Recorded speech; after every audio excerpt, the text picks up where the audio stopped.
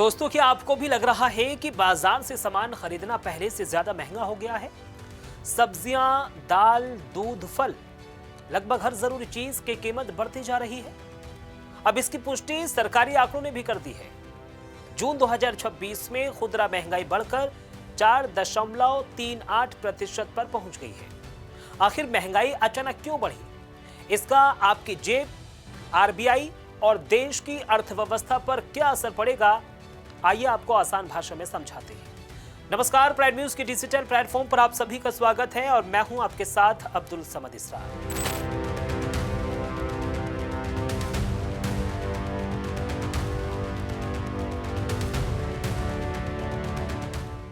राष्ट्रीय सांख्यिकी कार्यालय यानी एनएसओ के मुताबिक जून 2026 में खुदरा महंगाई 4.38% रही, जबकि मई में ये 3.93% थी। यानी सिर्फ एक महीने में महंगाई में साफ बढ़ोतरी हुई। इस बढ़ोतरी की सबसे बड़ी वजह यह है खाने पीने की चीजों के दाम बढ़ना।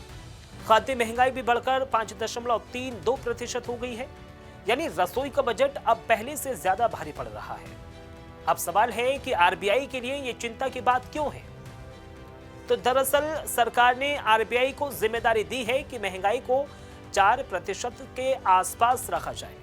जब महंगाई इससे ऊपर चली जाती है तो आरबीआई के लिए ब्याज दरें कम करना आसान नहीं रहता। अगर ब्याज दरें कम की जाएंगी तो बाजार में ज्यादा पैसा आएगा और महंगाई और भी बढ़ सकती है। इसलिए अब आरबीआई को काफी सोच समझकर अब फैसला लेना होगा। विशेषज्ञों का यह मानना है कि ग्रामीण इलाकों में महंगाई ज्यादा तेजी से बढ़ी है। गांवों में महंगाई करीब 4.74% रही, जबकि शहरों में ये 3.92% रही।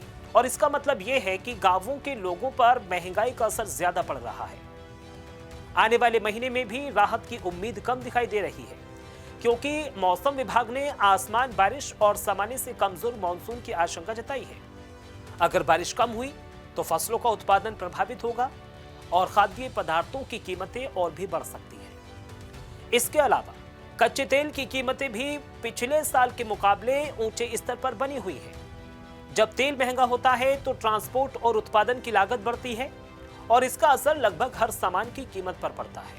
हालांकि अच्छी बात यह भी है कि सरकार के पास पर्याप्त बफर स्टॉक मौजूद है। अगर जरूरत पड़ी तो समय पर कदम उठाकर खाद्य महंगाई को कुछ हद तक नियंत्रित भी किया जा सकता है। तो कुल मिलाकर जून में बड़ी महंगाई ने आम आदमी की जेब पर दबाव बढ़ा दिया है।